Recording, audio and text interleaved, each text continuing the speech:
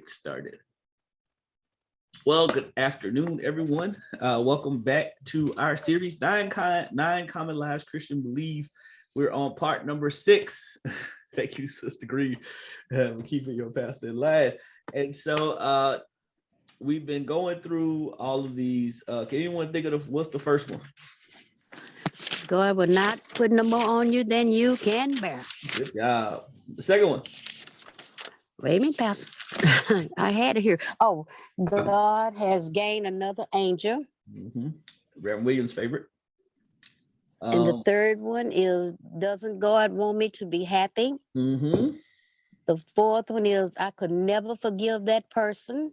Yep, that's a good one. The fifth one is, just follow your heart. Good job, Mr. Green. Good to see that you have been taking good notes. All right. So today in part 6, I'm gonna tarry here for a little while because when I post this on YouTube, I always want to make this one like the thumbnail. And for some odd reason, I don't know how YouTube picks what scenes they want to be the thumbnail. So I try to tarry on this one a little while just so I can make sure. And I always make sure if it's on here long enough, it'll probably make it the thumbnail. Anyway, back to it. So we're in part 6 of 9 Common Lies. And the title's a little salacious because it's mostly talking about epithets or ideas that we believe that aren't true, right? And we're talking about God doesn't, and so we're talking about God won't put more on me than we can bear. Some of us have experienced God putting way more on us than we could bear, right? We can bear it by ourselves, but with God, we can bear it. You get what I'm saying? So and we oftentimes say that to people who are going through stuff, and if you're really going through a lot, you look at them and say, I've gone through some more. Even Paul says that when he's talking about the thorn in his flesh, right? He said it was more than I can bear. But God said what? My grace is sufficient. It's more than you can bear. It's not more than you and God can bear, or God by himself can bear, right? All right, so here's an interesting one we're going to wrestle with today. So let me see. All right, let's get going. Does God even care? Does God care about me? Does God care about what's going on, right?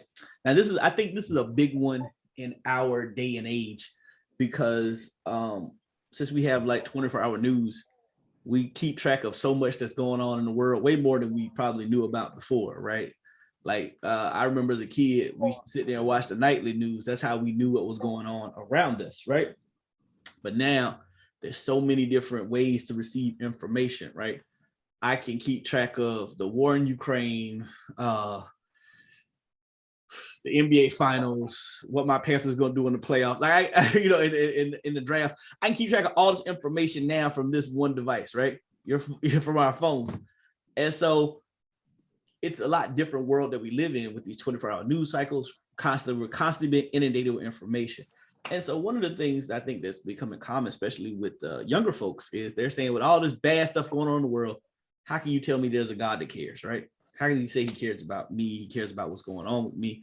And so that's what we're going to wrestle with today. Does anybody, I know, I'm pretty sure all y'all are with this one, but anybody believe that God does not care about you? You could be honest. I think the only reason why that we believe that he might not care for us because he's not seem like he's not answering our prayers quick enough. That's a good one. When we're having problems and we thinking that he's supposed to be a right now God, and with him not answering just like we want him to answer, then we say, God, you don't care about us, or Good answer. Red Williams, you had something? I just don't think it's me personally thinking as if he doesn't care. But how long? I could tell, Reverend Williams, you are a man of the spirit because you already jumped to the end Take it easy. You'll see when we get there, and you'll see why. Okay, but You'll see why. Go ahead. That's good though. When you're in the midst of stuff and you're yelling, like you said, you're saying, "How long, Lord?" Like you on some Habakkuk. How long do I have to sit because there? and the reason why I said that, because I think for myself, I've been in the faith for a few years, and the Holy Spirit has impressed it upon me that he's always present. So I'm beyond the point that he doesn't care, but I'm where Sister Green is. How long? What's taking you so long? Yeah. Or is it another, my grace is sufficient answer? And I think for a lot of us, so the world has given us way more control, given us a lot of control over things, right? Like you can talk to your Alexa and have it turn on your TV, and we have a lot of control now. And so I think that might play a bit in it too, because, well, God, if you care, you would go ahead and do X, Y, and Z, right? If you care, you would make this happen. My people wouldn't be suffering through this, or so on and so forth, right? And so I think this is a good one. When I first read it through the book, I was like, I don't know how I'm gonna teach this at first, because I was like, because even the author doesn't really give a lot. Usually I borrow a lot from our book. I borrow a lot from this, but this one I kind of had to. I borrowed a good little bit from this, but this one I had to kind of do it myself, if that makes any sense. But we'll get there. All right. So to answer your question, does God care? First thing we have to understand is God's character. We have to understand who God is and what he's about, right? And so one of the things that we do wrong, and the book lifts this up, is we oftentimes put our attributes on God. Do you get what I'm saying? We put our own shortcomings on the Lord, because we want to believe if God made us, then he is just like us. And that's not true. And we'll see more about that in a minute. So let's look at how God is not like us. Somebody read, you can read the slide for us if you want to. One of the biggest lies we can believe is God is like we are. God does not suffer from the same shortcoming as we do. God does not have amnesia. Isaiah 49:15. Let's flip there. Let's flip to Isaiah 49:15. Somebody got that? What does Isaiah 49:15 say?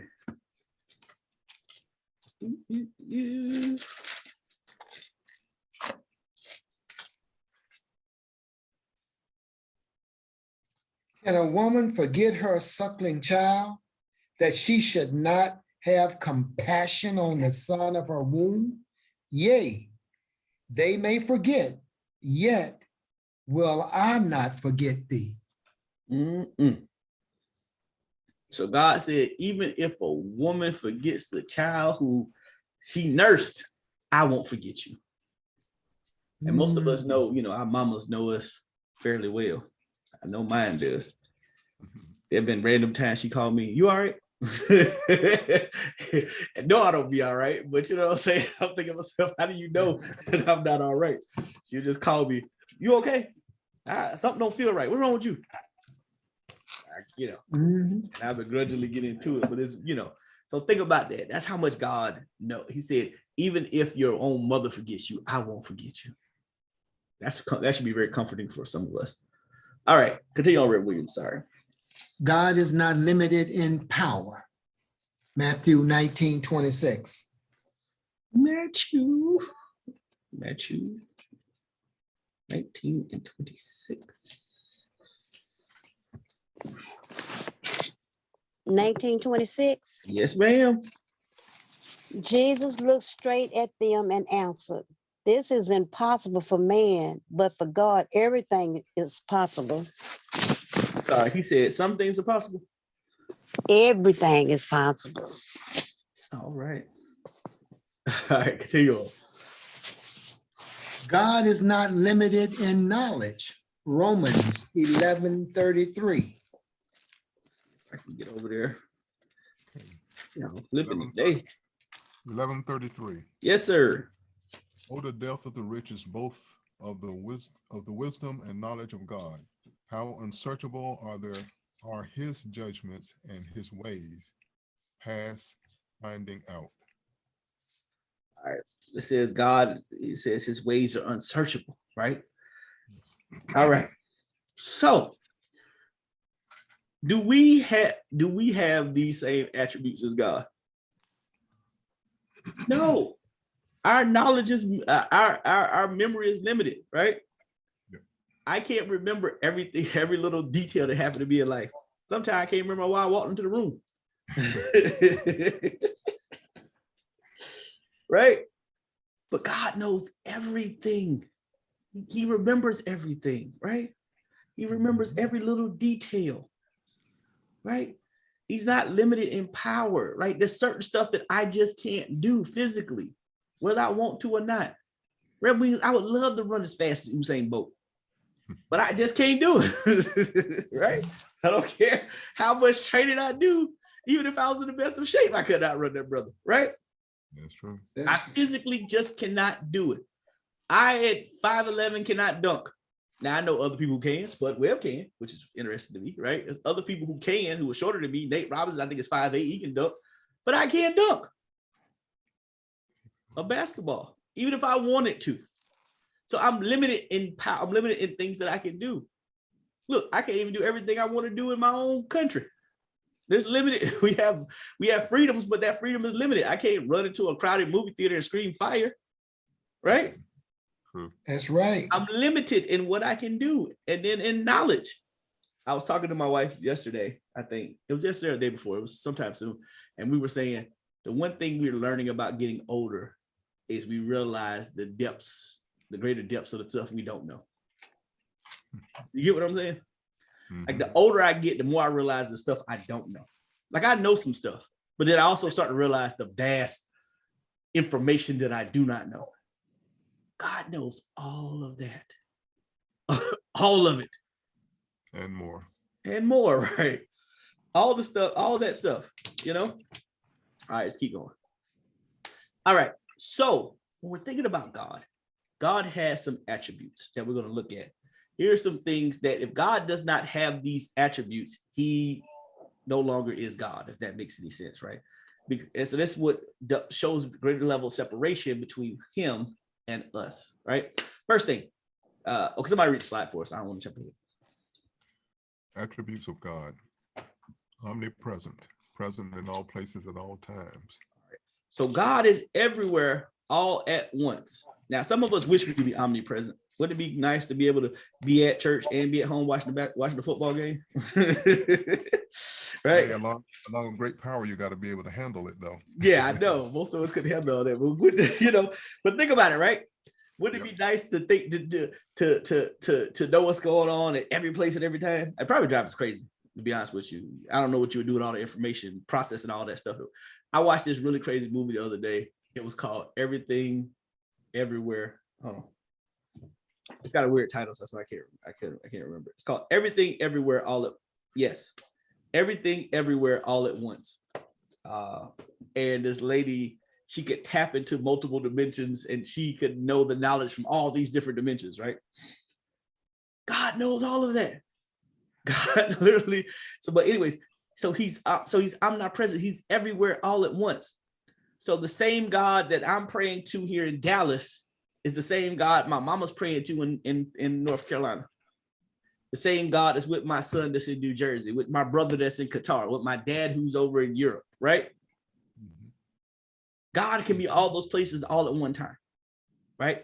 He's not limited to one place or one location. So somebody read for us Psalms 139, 7 and 8.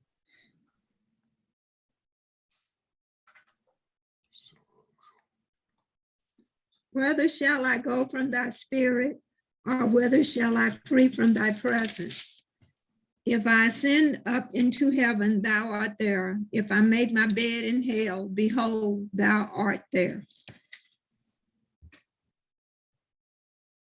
Go ahead and read 9 too. Might as well. Okay. If I take the wings of the morning and dwell in the uttermost parts of the sea, 10, even there shall thy hand lead me, and thy right hand shall hold me. Think about that. David says, if I go to heaven, you're there. If I make my bed in hell, you're there, right? Yep. And so he understood you could not escape God's presence. There was a brother who tried to escape God's presence. Y'all remember his name? It was a prophet. Jonah? There you go. God said, go preach to them people in Nineveh. What did Jonah do? No. Took Right? a cruise. Went on a cruise. All right, God, I'm out. I'm going another direction, right? He went the other direction. He was literally trying to run from the presence of God. But he realized, and I think the chapter that gets skipped over in Jonah is Jonah chapter 2. He's in the belly of the fish praying. Because think about that. He's in the belly of a fish, but he still believes God hears him. From the belly of a fish, somewhere in the water. So that's interesting to think about. I also, I'm gonna preacher pointed this out to me, telling me something. You notice that brother learned how to pray when he's in the belly of that fish. He only had two options. He was coming out of one end or the other. I was like, you know what? I never thought of it.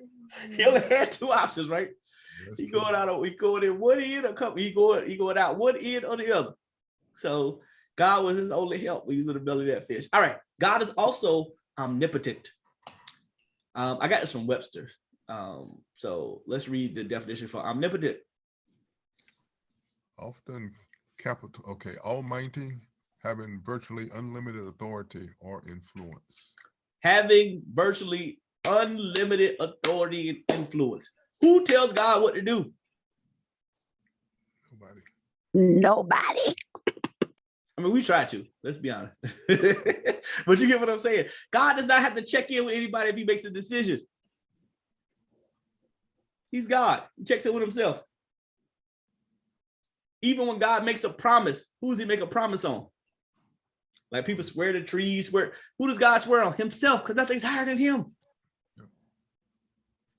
I think when he promises Abraham, he's going to give him the king, give him his descendants the land. He promises on, he swears on himself.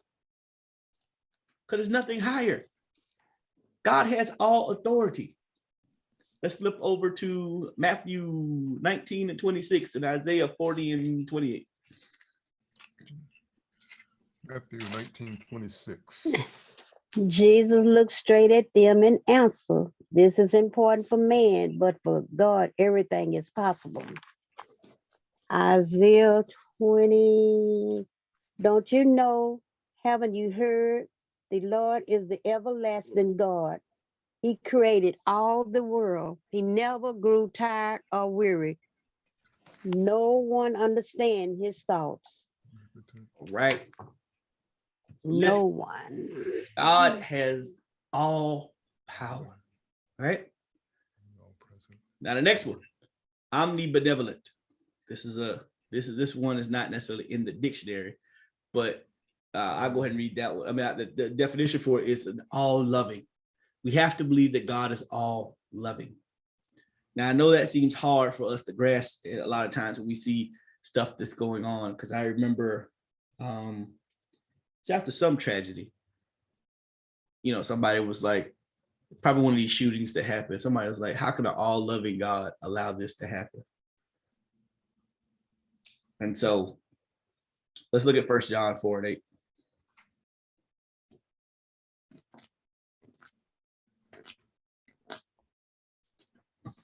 Four and eight.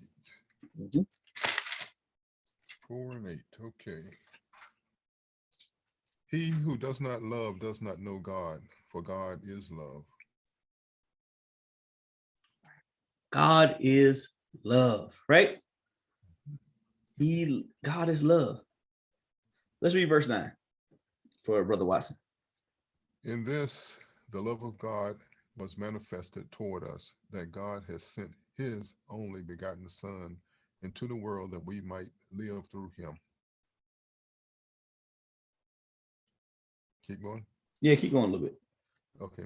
In this is love, not that we loved God, but that he loved us and sent his Son to be the propitiation of our sins.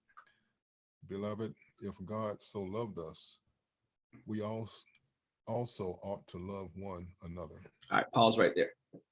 So John is telling us, so I like to, so you know, when we do communion, oftentimes we say God is the perpetuation of our sins. Yes. And that word perpetuation carries some weight to it. It means it means that he is the, so my Bible didn't say perpetuation, it says he is the atoning sacrifice for our sin.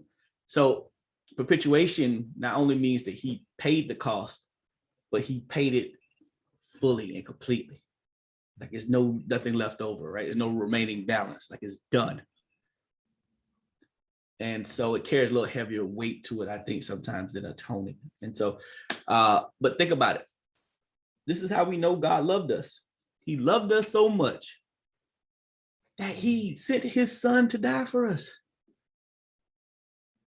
Some of us wouldn't give a thirsty person a cup of water.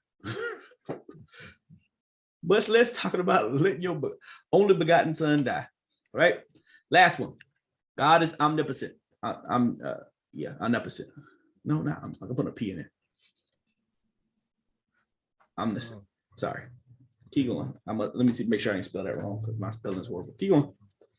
Somebody read that for us. Possessed of universal or complete knowledge, all knowing, in other words. Yeah. So God knows, as we would say down south, God knows everything. He knows all about us, right? Now, this poses a question, right? If God knows everything, why then, preacher, do I have to pray?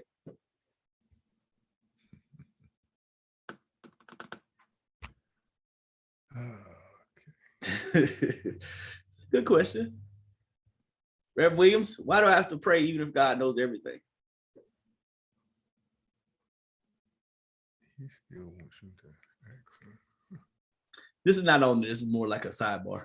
So why should we even pray if God knows everything? I ain't gonna lie, that Still participation. yeah, there you go. I'm glad you jumped it. I'm glad you went there. Well, he told us to ask. You all right? Seeking, you shall find. Knocking, the door should be open, right? Ask. Yeah. Right. Yeah. Well, But also, he's a friend. And, you know, friend always wants to do what's best for another friend. And as long as you stay in, fellowship with that friend, if you talk to that friend all the time, that's the way I feel about it. I like that you went there with friend. Because me and Brandon talk all the time about absolutely nothing. Yeah. Right? Yeah. Me and my friend. Don't that sound familiar? Yeah. Right. Me and my friend David Miller talk all the time about absolutely nothing, about some of everything, right? So the same way we have those friendship relationships, I'm glad you used that word friendship, but same way we have a relationship with people, we need to have the same relationship with God. It's okay to talk to God and be like, God, why is this sausage so salty or something? You know what I'm saying? But that's the stuff you talk about with your friends, right? It just be weird stuff. Man, I bought this sausage. It was salty as I don't know what. I don't know where I got that regular sausage. So I ain't get no more of that. But these are the kind of things you talk about with your friends, right? They're not always deep conversations. Sometimes it's just, you talk about everything that's going on with you, right? How you feeling? What's going on? Are you up? Are you down? Did you still, I stubbed my toe, that thing hurt, But it's how you build that relationship with somebody, right? Yeah. Because and you just enjoy talking to them. Right. My wife and her sister and her mama call each other every single day. It starts at about 7 or so. No, it starts at about 8. My wife will call her sister, or her sister will call her. And then 2 seconds later, she'll get off. And then my wife will call her mama. They'll talk for like 2 seconds. They'll get off. Then she'll call back. But they talk every single day, right? Because they enjoy communicating with each other. Same way with prayer, right? Yes, God knows everything. He knows our hurts and our pains. But it's good to have a friend that knows everything about you, but still wants to talk to you, right? He doesn't care. Oh man, that sausage was salty. You know what I'm saying? I tried to warn you. You didn't want to listen. You know what I'm saying? But all right, let's continue on. Okay. So with all of that, if God being omnipresent, that means he's, if he's being omnipotent, omniscient, he's omnibenevolent, he's self-sustaining. If God has all these attributes, does he need us? Let's read the slide. What does it say? In fact, he does not need us at all times. However, just because he does not need us does not mean he does not want us. Now, remember that. If you understand, some of your best relationships are not with people that you need or people that you want, right? I've used this analogy before. Wife always asks me, are you happy? I said, listen, if I wasn't happy, I wouldn't be here, okay? I choose to be here. She said, I don't like that. And I said, no. I said, that actually makes better sense. You want somebody who wants to choose to be with you day in and day out, not somebody who's just with you because they need something. Have you ever been in a relationship with people who just want you because they need something? What happens when their needs get met? They're gone. Yes, They out. Right. it's all the time. And am I gonna sit But here when and they act like, don't need you, they gone. and am I gonna sit here and act like I haven't done that to people? No, I have. I fully admit to it. I look back on, some stuff I've done, and I'm like, yeah, I use people and got what I wanted. And once I got what I wanted, That's it. I ain't gonna sit here and act like this is beyond me. And we do that. I mean, it is a part of our. I mean, a lot of us do that, and it's a part of our human nature, our sinful nature, that we take advantage of people because we want to get our, I ain't gonna say sometimes needs, but most of the time wants met. Put it that way. Is it that we start out to use them, or is my motive, I know person A can meet my needs, and that's all I'm focused on now? Yeah, I think sometimes it starts off, because I look at some of my situations, it didn't always start off like that, but it ended up like that because of my actions, if that makes any sense, right? Like person A, oh yeah, they got this and this, that's gonna be really helpful. And then once I got what I needed, I don't know, man. I don't know if this situation gonna work. You get what I'm saying? So I feel like a lot of that was I'm just talking about my own personal experience. Some of that was just me wanting to be with that person to get my needs met. Then once my needs got met, and all of a sudden I'm like, so it didn't start off that way, but it ended up that way because of my personal actions. So that's how I'm putting it. But do some people gravitate to people because they fulfill a need? Yeah. There's people who keep people around just because they're lonely. Oh, yes. Right? There's folks who keep people around. They don't like the person. They really can't stand them, but they keep them around because they're lonely. They fulfill a need, right? They're solving the problem of their loneliness. And then once they find somebody else to fill that void, they out. Because I've been on the other side of it too, right? Come to find out you were just there to fill somebody's loneliness, or you were just the person they was with until the other person they wanted to really be with got their act together. Or act like they got their act together, either or. Yeah. That's just another thing that shows us that we're not perfect. Right. And so I think so, this is why I try to be as honest as possible about some of this stuff, because sometimes we get saved and get amnesia. forget about some of the stuff we've done or used to do. Right? A friend of mine was asking me about something, and I said, yeah, I did do that. I was like, probably wasn't the best thing. Then asked me about something like that. I was like, yeah, I did do that. Yeah, that probably wasn't the best thing to have done. But at the time, man. But let's look at how God chooses us. Show us some signs of that. Somebody read for us Galatians 4:4-7. Okay. But when the right time finally came, God sent his own son.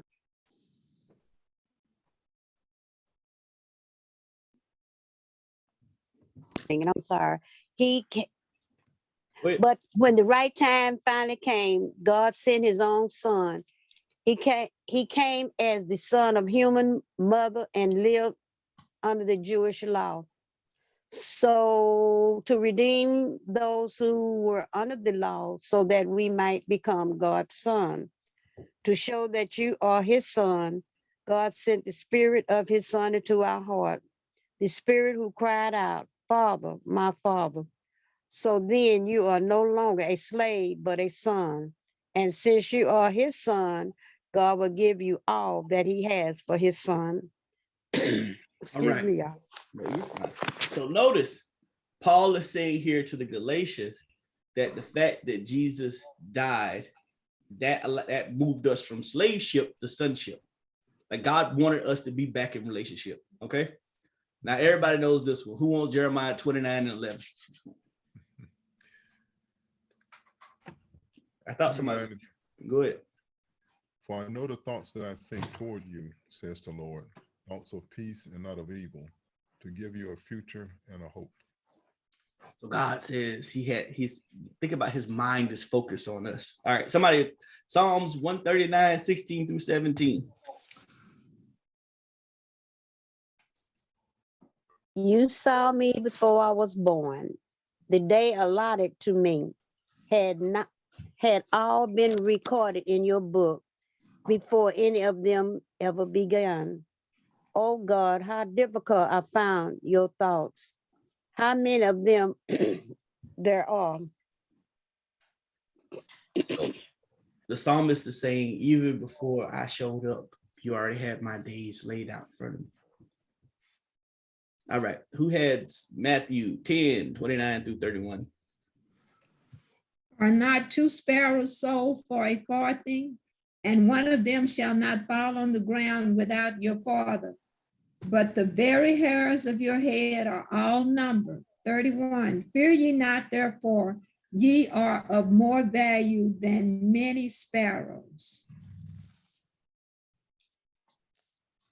So he says that Jesus is telling them, aren't you worth more than a bird sold for a penny? Right? Show you how much God cares about you. Who has Romans 5 and 8? I do. But God commended his love towards us in that while we were yet sinners, Christ died for us.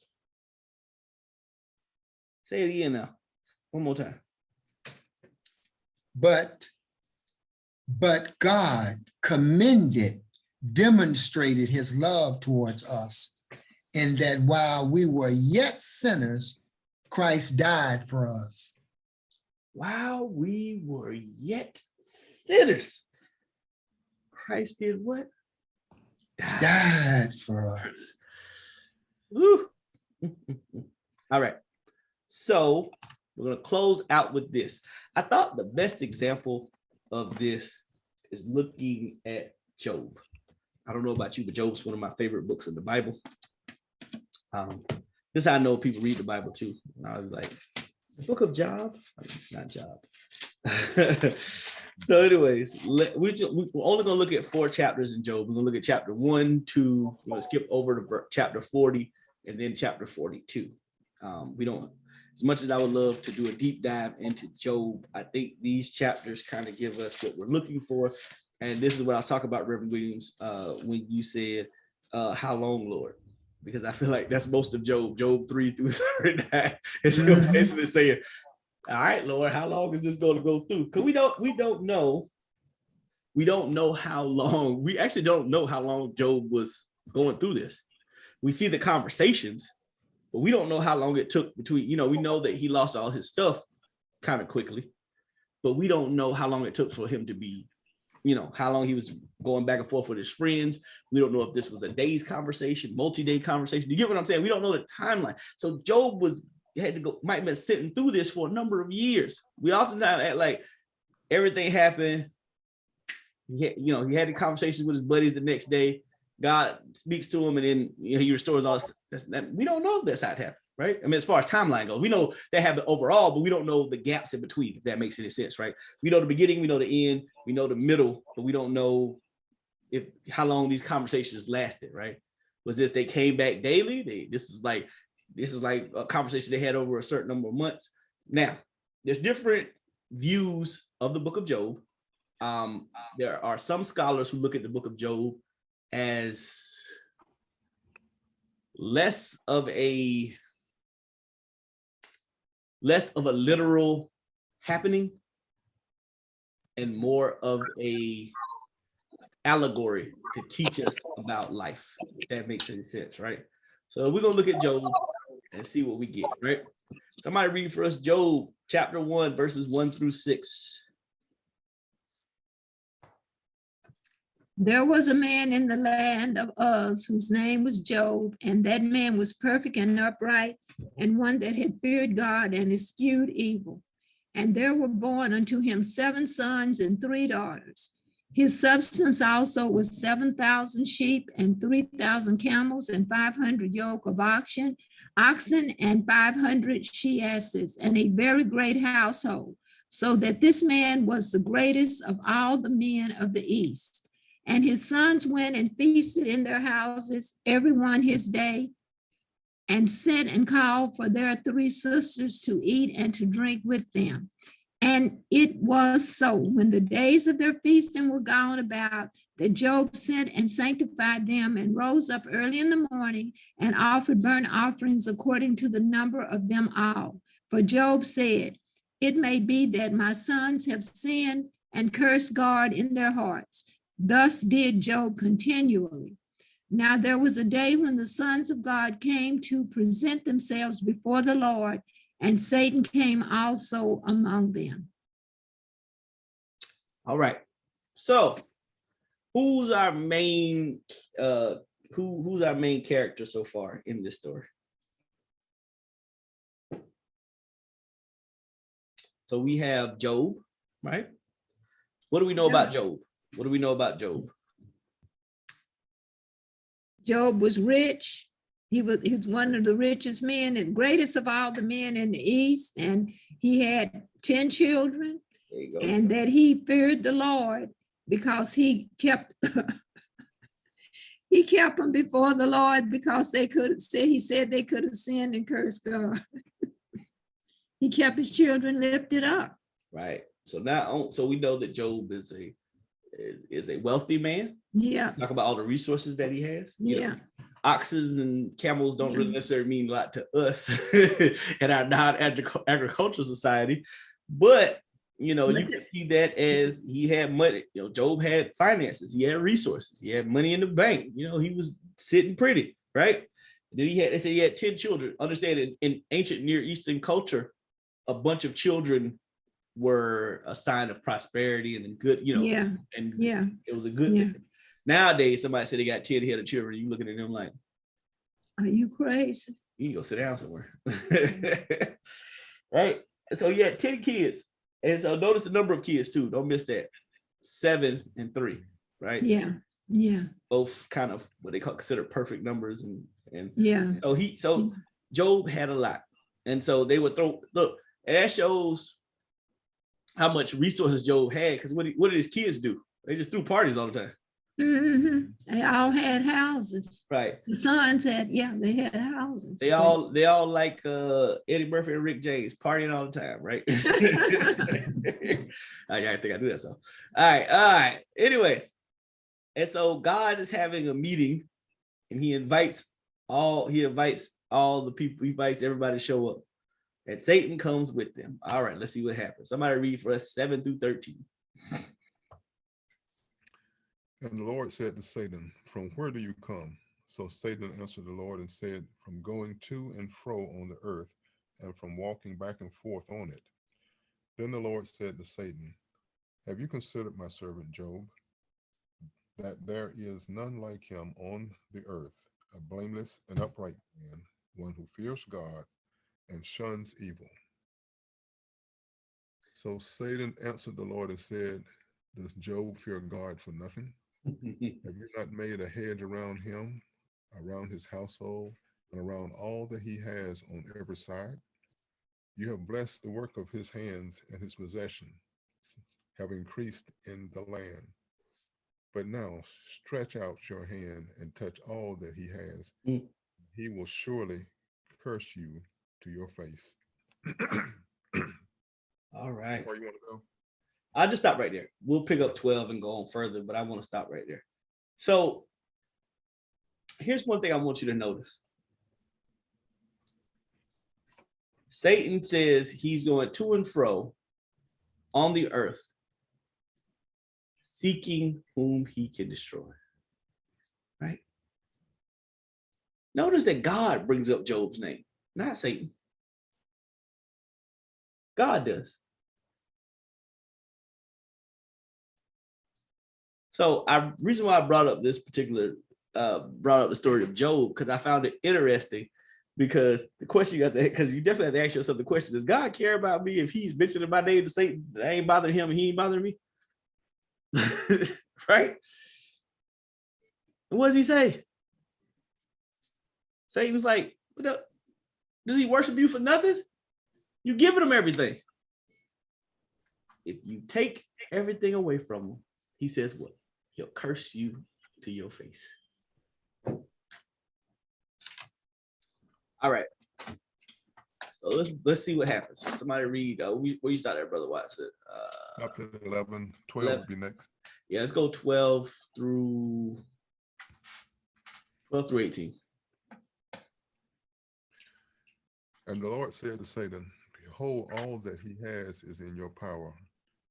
Only do not lay a hand on his person. So Satan went out from the presence of the Lord. Now there was a day when his sons and daughters were eating and drinking wine in their oldest. One second. Okay, can someone take over that, please? Okay. I think we're at 14. Okay, that's the next one. Yeah, 14 is the next verse. Somebody pick that up. 14 to what, Pastor? 18. Okay, I'm sorry. A messenger came running to Job. We were plying the field with the ox. He said, and the donkey were in a nearby pasture. Suddenly the savage attacked and stole them all. They killed every one of your servants except me. I am the only one who escaped to tell you. Before he had finished speaking, another servant came and said, lightning struck the sheep and the shepherd and killed them all. I am the only one who escaped to tell you. Before he had finished speaking, another servant came and said, 3 bands of, what's that, Chaldean raiders attacked us, took away the camels and killed all your servants except me. I am the only one who escaped to tell you. Before he had finished speaking, another servant came and said, your children were having a feast at the home of your oldest son. 18. Go ahead and read 19. When a storm swept in from the desert, it blew the house down and killed them all. I am the only one who escaped to tell you. All right. So Job, I mean, I don't know about y'all, but he's getting it back to back to back, right? It was one person telling him, the next one telling him. And some of us have been through situations, through seasons where see like stuff keep happening back to back to back, right? And now remember, Job didn't do anything wrong. We start this Job chapter 1 saying what? Job was what? He's one of the few people in the Bible they said was blameless and upright. He didn't do anything wrong. He wasn't causing a ruckus. He wasn't bothering anybody. And then now he done lost everything, all his resources and all his children. So let's look at Job. Somebody finish it out. Job 20 through 22. Job 1, 20 through 22. 20 through 22. Then Job got up and tore his clothes in grief. He shaved his head and threw himself face downward on the ground. He said, I was born with nothing and I will die with nothing. The Lord gave and now he has taken away. May his name be praised. In spite of everything that has happened, Job did not sin by blaming God. Oh, Pastor, I'm wondering, could we what? could we take that? I mean, it's just, I don't think that we could take this. I Listen, don't think we're strong enough to take this. This is a test. I mean, it's a test to see how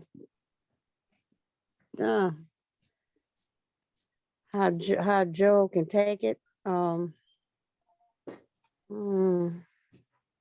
yeah, I mean, now listen, this is a lot. You're right, this is a lot. I don't think we could take that. I don't really think we can.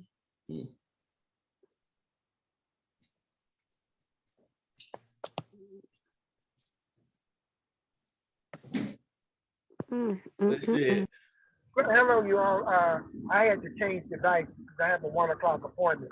So I'm going to speak fast so you don't get too much background noise. But I'm thinking of the people who were killed at the church in North Carolina.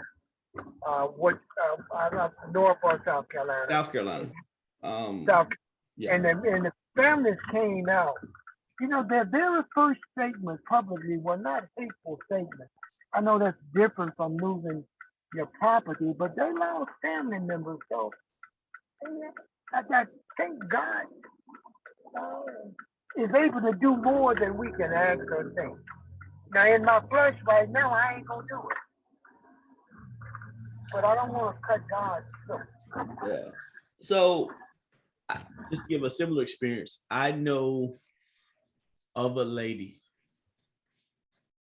who I read there's two situations, but one, I read an article about this guy. He's a Muslim guy, and this dude killed his son, like in cold blood, like for nothing. I think, if I remember correctly, it wasn't for like he was a pizza delivery guy and just shot him for some crazy reason. I can't remember the full extent of the story, but the guy went to court and testified on behalf of his son's killer,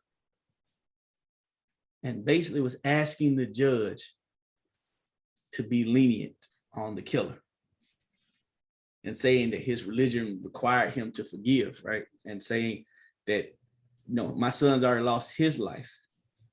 There's no point in two lives being lost. And literally gave, and then he hugged the boy in the courtroom, but it's like both of them Gene's brother, right? Hugging your brother's killer, hugging your son's killer. I mean, God can do some powerful things. And I thought it was a good example. I know a lot of times we give examples that are always of Christians doing this stuff, but that man has, his level of faith in God is profound to me to look at from the outside looking in. Especially when you think about how we sometimes view people of the Muslim faith, of Islamic faith, that they're all this, that, and the other. But another situation back at my church I used to attend in Seattle, I think the lady did the same thing. Her son-in-law, like her daughter's boyfriend, died in a car accident, and it was like vehicular homicide. And she went and testified on behalf of the killer, saying, "Don't, same thing. Don't throw both lives away." Basically. All right. Let's go to Job chapter number 2. We might not have time. We got 7 minutes.